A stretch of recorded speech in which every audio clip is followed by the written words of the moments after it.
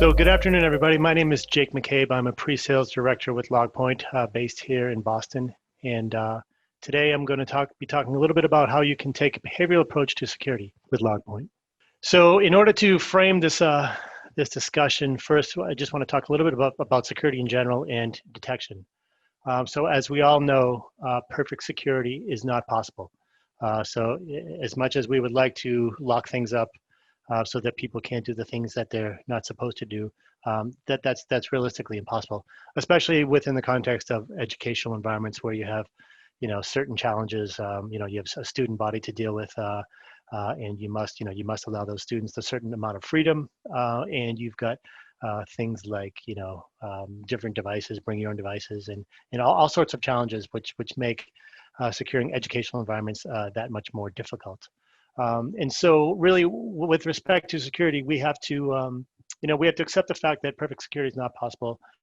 We have to assume that breaches will occur, and we should leverage the principle of defense in depth using overlapping controls to minimize single points of failure. We should also, furthermore, we should take a risk-based approach to security, understanding first where our most critical assets resides, then understanding where the greatest risk lies, and then allocating our limited resources accordingly in order to protect them. So where possible, of course, we would like to use preventive controls. We would like to prevent people from doing things that they can't or shouldn't do. But the reality is even in real life, preventive controls can't actually prevent everything. So if you think of the analogy of a physical lock on a door, really a physical lock on a door will keep some people out, but an experienced locksmith or an experienced experienced criminal will get through that lock. It's simply a matter of time. So really preventive controls are really just a delay tactic. And so, where we cannot use preventive controls, we should leverage detective controls. So we should, the analogy being, where we can't put locks on doors, we should have security cameras around those doors to watch, who goes in and out of them. And so the good thing about information security in general is because information security primarily you're dealing with the realm of software, and software by design can log and can create log messages. Can basically record what's happening at all times. And so if you add something like a SIM to collect those logs, essentially you have an unlimited amount of detective controls. So that's a good thing, and these detective controls can mitigate the risk in places where we can't have preventive controls. And so then the question becomes, so what do you do with these detective controls? So now you've got an increasing number of detective controls, and the challenge becomes, how do I watch all of these? How do I watch all these security cameras? And furthermore, what should I look for? And so historically, the way we've addressed that problem is we've had things called IOCs, or indicators of compromise. Basically, we've looked for little bits. In many cases, we look for the hash of known malware, for example, to let us know when something some piece of malware is flying through our network. This approach has been fairly effective.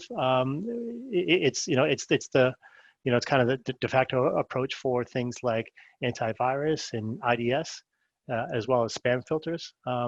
And like I said, it does work well. However, it does come with some challenges and some drawbacks. The first one being is that essentially we have an ever expanding list of IOCs to look for. So if you think of antivirus, whereby they're looking for hashes of, they're essentially doing a hash of every file that flies by the wire. What that means is now that they have an ever-growing list of hashes to look for, hashes of known malware. And so that's certainly a challenge. And then the other challenge that comes with this approach is this kind of really relies on the fact that someone will have had to have seen that that threat before. For example, zero-day malware, malware that no one has ever seen before. That malware is going to slide right by your traditional defenses, your antivirus and your IDS, because it hasn't been seen before, and therefore no one has produced that indicator of compromise. And so the other challenge with this as well is, adversaries can easily modify their malware to evade detection. So if you have a piece of malware, it has a particular hash. You change one byte in the malware, and now you've got a different hash or different indicator of compromise that you need to look for. So this approach works well for known threats, but we really need a detection strategy that will consider both known and unknown threats. And knowing that we have to rely on detective controls, how can we detect both known and unknown threats? So one approach that we can take to mitigating this challenge is behavioral analysis. And so we can augment our traditional detection with behavior analysis. Behavioral analysis addresses some of these shortcomings. So rather than focusing on specific malware or signatures of malware that attackers use to gain initial access, we can instead focus more broadly on understanding and being able to detect behaviors which are exhibited at various stages of a breach. So you can think of this as taking more of a macro view versus a micro view. And the benefit that this brings is, first of all, that there's much more close to a finite number of known behaviors versus an infinite, in a basically infinite number of signatures, if you were to take a traditional signature-based approach. And so what this approach does is it essentially allows us to elevate detect and response programs with respect to adversaries. So instead of asking questions like, what are all the bits of code that my adversaries can use to infect my environment, we can start to think about questions like, first of all, who are my adversaries? What are their motivations? How do they typically operate? What does my risk profile look like? How can I model the threats that are particular to my business? And so this, as I mentioned, it will help you to elevate your detect and respond program. I would say also, in addition to understanding adversary behavior, it's also very helpful to understand the behavior of entities within your own environment, especially within educational environments. Having a good sense for what do my users typically do, or what do the student body typically do. It's very helpful. Are there groups of users that have similar behavior? How do my servers typically behave? Am I noticing anything that's behaving differently? And if I do detect something that's different, could these changes in behavior that I'm witnessing actually be related to some adversary in my environment, or is it something totally benign? So, these are some of the ways we can start to change our perspective by taking a behavioral approach. And the really big advantage of the behavioral approach is you're not just relying on being able to detect known threats, but you can also start to detect unknown threats simply by observing behaviors that are similar to ones that you've seen before or that you understand.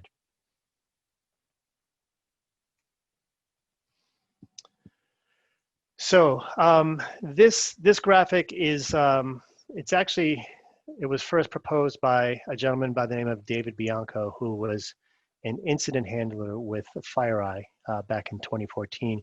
But basically, David proposed this, he called it the pyramid of pain. And essentially what he did is he took the different types of IOCs and he put them at different levels on the pyramid. And basically his point was that, not all IOCs are the same, and not all IOCs have the same value with respect to being able to detect threats in your environment. So at the bottom of the pyramid, we have hash values. These are actually, it's fairly trivial to detect hash values, and that's the example I gave of antivirus or IDS. Essentially, you're looking at hashes of, you're essentially looking for hashes of known bad files. And like I said, it's fairly trivial to implement. It's also, it produces undeniable evidence of malware. If you have a hash that matches known malware, then you absolutely have that malware in your environment. However, it's also trivial for an adversary to actually change those hash values. So like the example that I gave a minute ago, you can take a piece of malware and change one byte in that file. That's going to essentially give it an entirely different hash and essentially make that malware now make it invisible to your tools that rely on hashes of known malware. And so if we move up the pyramid, next we have IP addresses.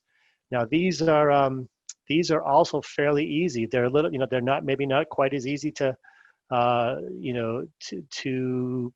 prove undeniably that you have a certain threat, but they're fairly easy to detect and fairly effective. So like if you're getting traffic from known bad servers or known places on the internet where where bad actors operate, then it's fairly easy to block that. But it's also it's fairly good proof that you have some bad activity. But likewise, it's also fairly easy for your adversaries to change their IP addresses, so they can simply rent some different servers from a different service provider, and now launch attacks from a different location. So thereby evading those defenses. And basically, as we move up the pyramid, we come up with IOCs that are more and more difficult to implement and to kind of monitor and detect. But likewise, they're also more difficult for the adversary to change that behavior. And at the top, we've got tools, and ultimately at the very top, we've got TTPs. So TTP stands for tactics, techniques, and procedures. And essentially what we're talking about with TTPs we're talking about adversary behavior. So being able to understand and detect behavior in your environment, and being able to track it to essentially known adversary behaviors, and in fact even known this gives you a much more mature detect and respond program. It's going to be much more effective. It's going to make it much more difficult for those adversaries to evade your defenses. And likewise, it's very difficult for adversaries to change their behavior. So I mean, like I said, there's much closer to a finite number of behaviors that can be used. And so it really creates a greater challenge for your adversaries, and up levels, kind of the maturity of your detect and respond program.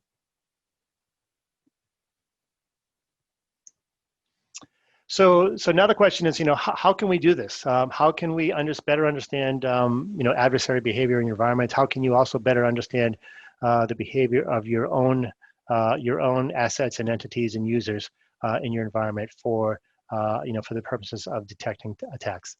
Or detecting threats of some kind. The first thing that we can do is we can leverage the MITRE attack framework. And so if you're not familiar with MITRE attack, basically MITRE, first of all, MITRE is actually it's what's known as an FFRDC, which is a federally funded research and development center. So it's essentially a private company that's receives its funding from the U.S. government.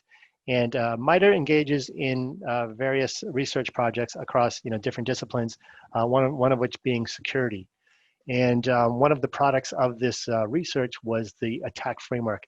ATT&CK stands for Adversary, Tactics, Techniques, and Common Knowledge.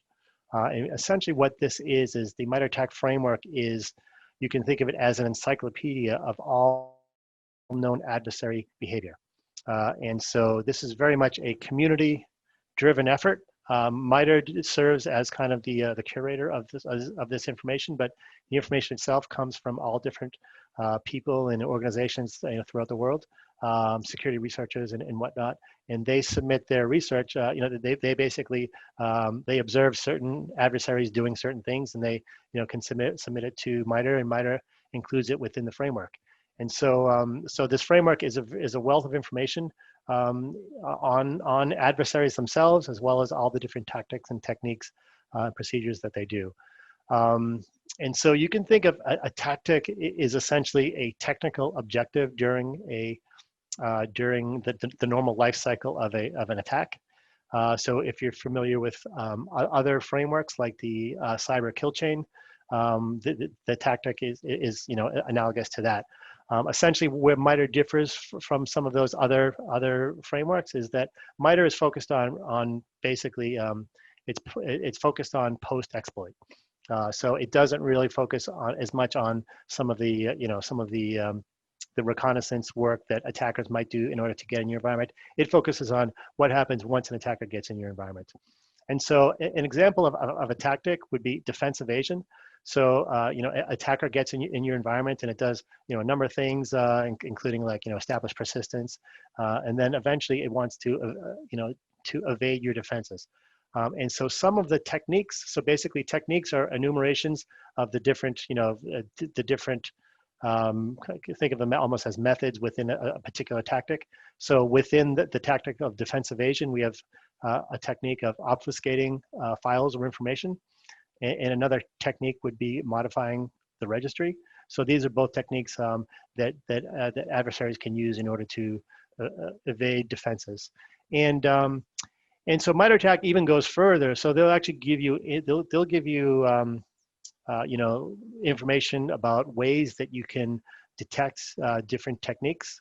And they'll in fact give you some of the, the procedures that are used. And in fact, they'll even list some of the known adversary groups, typically, nation state actors or different, hacking groups. And they will tell you, which of these tactics and techniques are used by which groups. So, for example, in this case, if we're looking for obfuscated files or information, we could say, well, one way we could look for an example of this technique is to look for certain utilities that are being run. For example, if we see certutil.exe or command something in code, then we could potentially detect this technique being used in our environment. Similarly, if we see something like a registry, the registry editor being run by not an interactive session, but by some script or whatnot, then this could be a detection for someone changing the registry. Now changing the registry is something that's kind of a normal function that people do, but more importantly, software does it. So it happens without the aid of an actual person in some cases. So just looking for registry changes is often not enough to tell you that something is happening in your environment. However, if you can kind of chain this with other techniques that your detection, then basically you're getting essentially a higher level picture of what behavior might actually be exhibited within the environment. So the way that LogPoint has actually implemented MITRE ATT&CK, so what LogPoint has done is LogPoint actually, LogPoint has mapped each of its detection rules with the attack framework. So LogPoint has always shipped with hundreds of detection rule sets that can be enabled, but now each of those rule sets are now mapped with the attack framework. So when we make a detection, you can have an understanding of where it sits within that framework. You can also now reference the framework online and get some more information about what might be happening, who might be responsible for it, what are some ways that you can mitigate it. LogPoint has also been able to leverage some of the kind of open source content and material out on the internet in this way. So if you're familiar with the Sigma project, the Sigma project was essentially an open source platform agnostic collection of SIM signatures, which could be used to detect different different elements within the MITRE ATT&CK framework. And so LogPoint is now able to leverage that information. And so it gives you a lot of assistance with respect to detection, because you can simply turn on detections, and furthermore, you can understand where you have coverage. So you can also, visualize, where you're seeing detections as it relates to the MITRE ATT&CK framework. So this is helping you not only to kind of in the moment in dealing with detections and responses to those detections, but also from a more proactive standpoint with respect to understanding where you might have some gaps in your security controls. So I mentioned, some of these benefits, but just to kind of summarize, so with respect to detection, MITRE ATT&CK can help you because it can help you to understand what you should be looking for. It can help you to understand which type of logs you should be looking at in order to make these detections. It could help you to understand, like if you're seeing something which could be innocuous, is it actually part of something bigger and more sinister?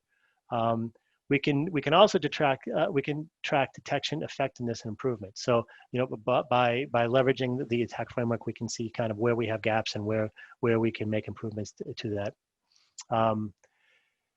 It can also help with response. So as I mentioned, the actual information within the framework tells you some ways that you can actually mitigate certain risks. Um, what options are available for this technique? Who might be responsible for this attack? And most importantly, what are the possible next steps? So if you've made some detections and you've realized that it could be related to this particular adversary, then you can actually do some, with the framework, you can do some research on that adversary and say, hey, this adversary is known to do these other things. Let me just look in these areas and see if I'm seeing any evidence of that as well. It can also help from a proactive security standpoint. So as I mentioned, being able to do a risk assessment, being able to understand where you have some weaknesses or some gaps in your security controls, this can help drive decisions with respect to engineering. Understanding where you're weak, understanding where there's room for improvement, understanding how you can test your defenses. Is this a place where we need better policies, better procedures, or just more technical controls? How are we improving over time? Once again, this is very important for security is to not only, to not only deploy controls and to, try to stop threats, but also an important part of maturing your security program is being able to demonstrate that you're actually improving your security program. And this can be helpful as well. Helping you to understand threat intelligence and adversaries and adversary emulation. So being able to understand who your adversaries may be based on where you're actually seeing detections. What are those adversaries doing? How are their behaviors changing over time? How can we emulate that behavior with, if you're engaging in tabletop exercises or even, red team exercises? How can we emulate our adversaries and improve our defenses? And I would say the other really important thing about MITRE ATT&CK is the fact that it now gives you a common language across all of your security tools, as well as the security community at large. So you can actually understand, you can communicate these gaps, and you can understand from one tool to the other where you actually have coverage and where you don't.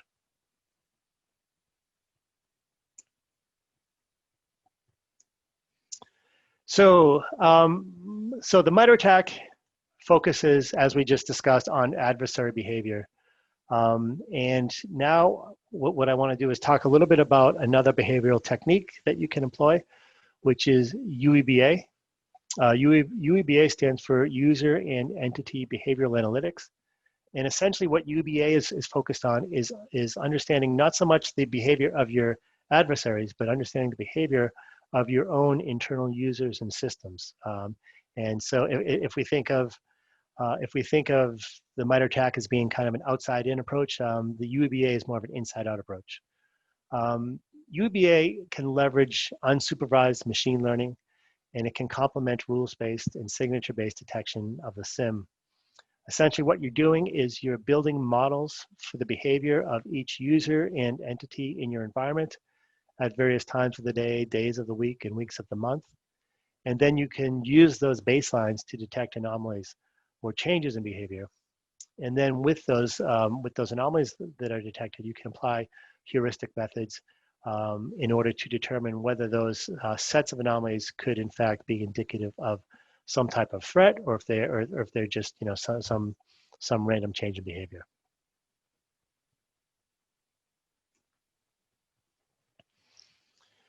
So at its core, UEBA is based on data science, leveraging statistical approaches to detect anomalies and domain knowledge to make sense of them.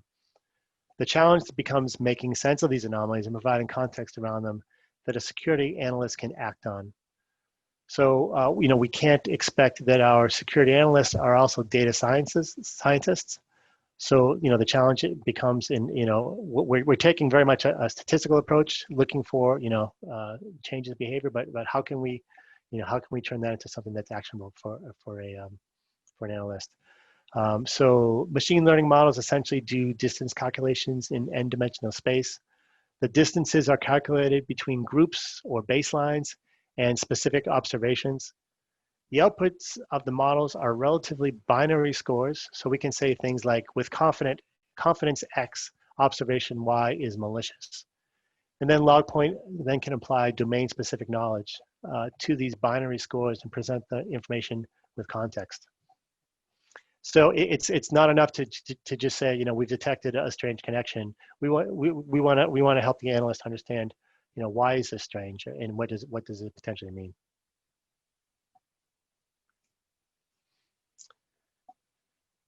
So in addition to comparing an individual's specific behavior to its own baseline, we can also leverage unsupervised machine learning to group together users and entities that behave similarly.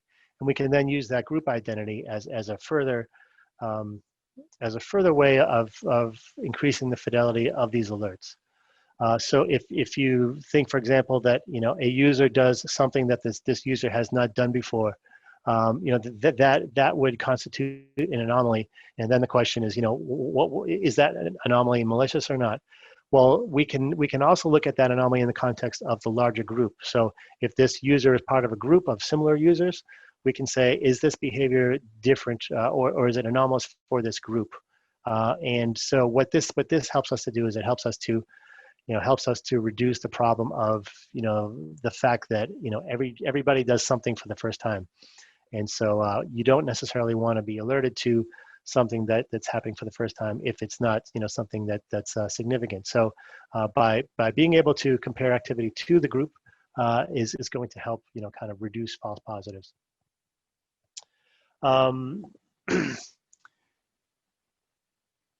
So the result is being able to provide actionable information in a very clear, in unambiguous terms. So rather than simply alerting the analyst to an anomalous event without any context, we can instead present it in terms like, it was very unusual for a user to access this resource this many times because he only typically accesses it X times and wouldn't be expected to access it more than Y times. Furthermore, it was also unusual because the peers of this user are not expected to access it this many times as well.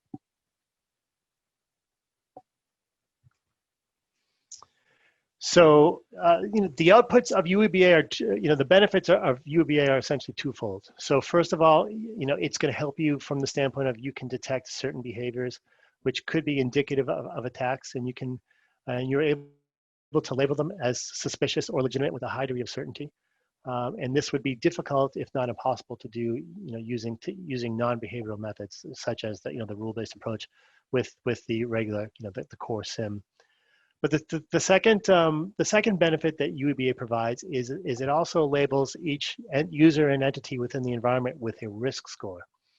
And so this risk score is essentially between, you know, it's between 1 and 100. And it generally signifies how many anomalous events a particular user has been associated with and how significant, you know, how anomalous were those events. So essentially a user with a high risk score has been associated with a lot of anomalies. And so what you can then do with this is, you know, obviously this is not necessarily an indictment on that user, but what you can now do is you can now treat that user a little bit more cautiously. And so this can actually improve the fidelity of the traditional rule-based alerts that you would write within the core SIM. So for example, if you think of a use case where you want to, you know, you want to have an understanding of potential data exfiltration by watching activity to certain, you know, known file sharing sites. You could easily set up an alert within a SIM to alert on that. However, you know, that could be noisy because, as we know, that there are legitimate reasons to use file sharing websites, and there are also, you know, I would say nefarious reasons for using those as well. So being able to add the user risk score as an additional dimension upon which you can make decisions. Now, essentially, what you're doing is you're taking the analytics and the value that you're providing from the behavioral approach, and you're leveraging it within, you know, the regular rule-based approach. So it has value beyond just looking for anomalies. It can also have value in looking for, you know, kind of more, you know, more traditional, you know, rule-based approach types of events. And so, you know, with the goal being here is that, you know, ultimately what you want a SIM to provide is you know, is a limited amount of actionable information. So certainly, you know, having a SIM produce a lot of alerts is not helpful to your, to your goal of being able to mitigate them. So, to just summarize some of the things that I've been talking about, basically we can't guarantee to protect the confidentiality, integrity, and availability of the resources in our environment. So we must try to mitigate, the risk that's posed by the lack of preventive controls with detective controls. We shouldn't depend on a single control to provide protection. Security is most effective when controls are layered. However, with detective controls, we must be mindful of the fact that too many alerts from too many controls can distract and overwhelm the limited resources of our security teams. So in order to reduce the dwell time of an adversary, we need ways to filter out the noise and to bring the attention of our security teams to what's most urgent at that moment. Detection based on IOCs is not good enough. We must also leverage behavioral analysis to fill in the gaps within IOC detection. And LogPoint can provide two ways of doing this. First is with the use of the MITRE attack, which provides an outside-in approach to understanding behaviors of our adversaries. It includes a wealth of information around a finite number of adversarial behaviors to understand and detect. And it includes, it includes specific detection and mitigation methods which you can deploy. UEBA is another behavioral approach which can complement our traditional detection methods. And UEBA instead deals with an inside-out approach. It helps you to first understand how your own users and entities and students and, and faculty and administrators typically behave.